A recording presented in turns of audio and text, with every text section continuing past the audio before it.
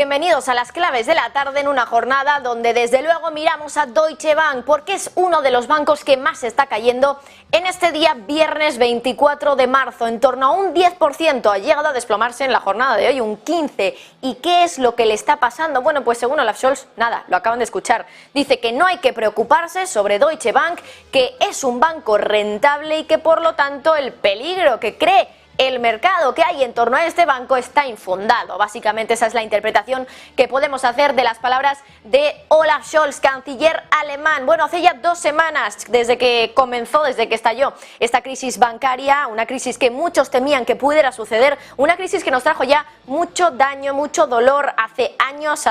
bueno, pues prácticamente un par de décadas, cuando tuvimos en el 2008, 2007, 2008 la crisis financiera en Estados Unidos que después arrastró a Europa, y ahora hace 2 semanas primero tuvimos el episodio de Silicon Valley Bank, un banco regional de Estados Unidos que, bueno, pocos conocían, pocos más allá del ambiente de Silicon Valley, pero ojo, porque ese banco, la caída de ese banco ha provocado todo un pánico que ya lleva con nosotros 2 semanas y que se ha llevado también por delante a Credit Suisse. Bueno, ya sabemos que esto de los pánicos bancarios se extiende muy rápido, es como un virus prácticamente, y el contagio ha ocurrido solo en cuestión de tiempo. Y eso es lo que ha pasado de la costa oeste de Estados Unidos. Ahora el miedo ha llegado a un pequeño país suizo, concretamente en el centro de Europa, Suiza, de 41.200 kilómetros cuadrados, para que se hagan ustedes una idea del tamaño que tiene Suiza. Concretamente un banco que ya llevaba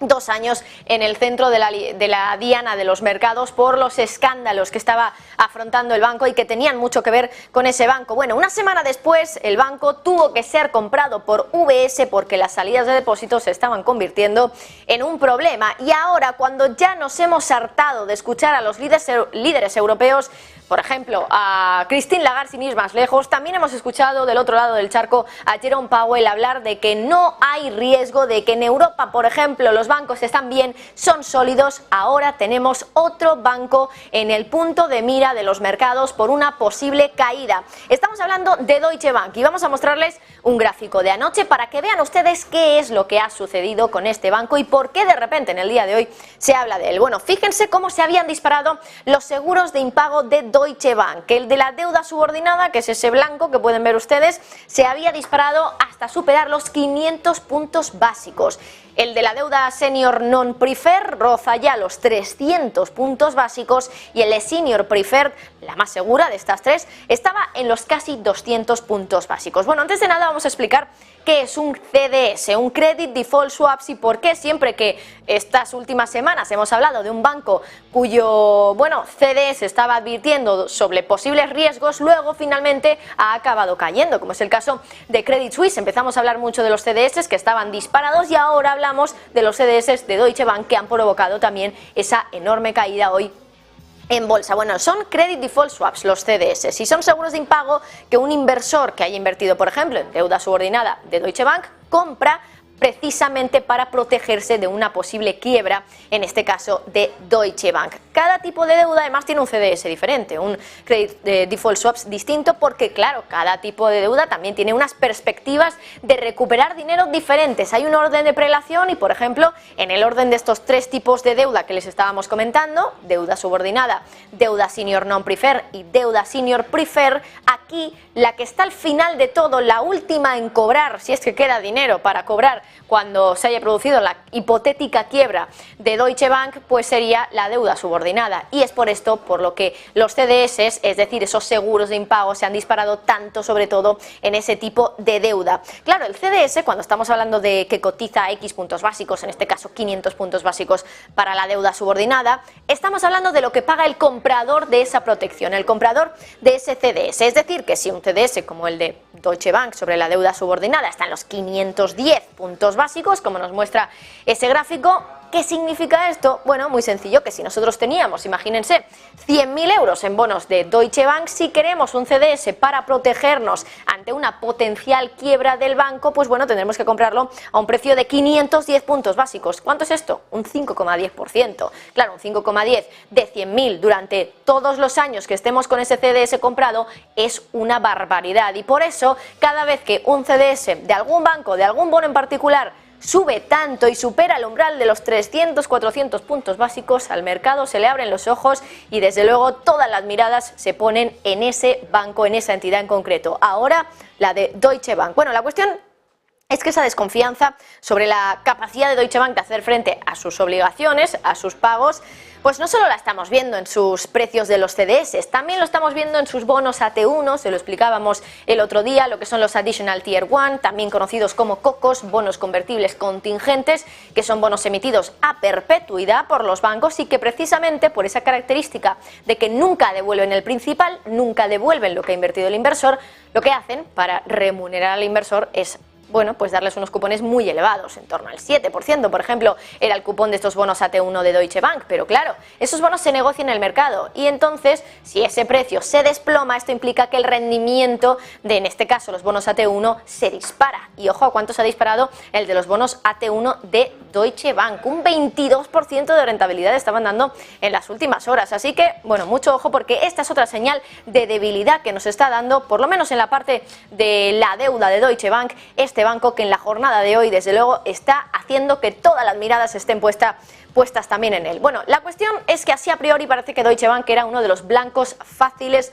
de los mercados en una situación como la actual, y lo decimos porque en los últimos años, bueno, el banco también ha sido de esos que copan titulares, pero por los problemas que ha tenido más bien, y es que, por ejemplo, en los últimos años, por lo menos parece que sus cuentas se han recuperado un poquito. Decíamos que en 2022 ganó en torno a 6.000 millones de euros, pero esas pérdidas de 2019, de no hace tanto, unas pérdidas, por cierto, de 5.700 millones de euros, todavía siguen pesando mucho en un banco como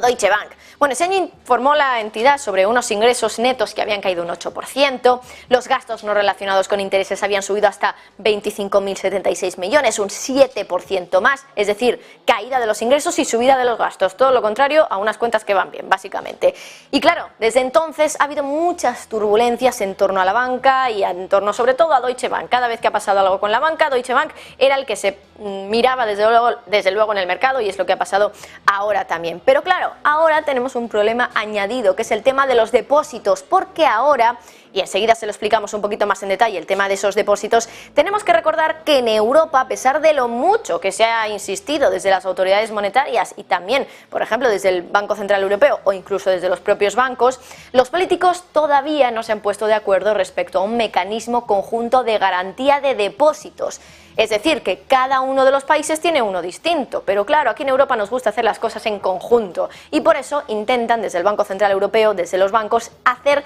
que los bancos, pues bueno, tengan ese mecanismo de garantía de depósitos conjunto. Alemania, por cierto, estamos hablando de Deutsche Bank, Alemania ha sido siempre, o ha visto más bien siempre como un tabú eso de poner un fondo de garantía de depósitos común. Ya sabemos que a Alemania no le gusta nada lo que tenga que ver con ellos poniendo o pagando mucho dinero para que luego quienes se lleven ese dinero sean los gobiernos derrochadores, los de abajo, los del sur. Pero claro, ¿y cuándo es a Alemania a quien le beneficia todo esto? Porque dice, por ejemplo, Fernando Zunzunegui, que hablábamos con él hace unos días, que si se crea ese fondo de garantía de depósitos a nivel comunitario, el principal beneficiado en una jornada como la actual, bueno, en una situación como la actual, donde Deutsche Bank es uno de esos bancos de los que ahora se habla que podría caer, Alemania sería uno de los principales beneficiados. Esto nos decía Fernando Zunzunegui ayer, bueno, ayer no, en esta semana, cuando hablábamos con él respecto al tema de los depósitos y respecto al tema de Deutsche Bank. Sí, que exista un fondo de garantía de depósitos no quiere decir que esté dotado adecuadamente. Hay que tener en cuenta que solo se exige que el 0,8% de los depósitos sean aportaciones de los bancos. En España solo 6.000 millones. Hay que tener en cuenta que hay más de 600.000 millones asegurados y solo 6.000 millones es la dotación del fondo de garantía de depósitos. En Alemania, el fondo de garantía de depósitos sería insuficiente para hacer frente a las coberturas necesarias para hacer frente a la crisis de Deutsche Bank, y sería necesario acudir a la solidaridad de los demás países europeos para hacer frente a esta cobertura.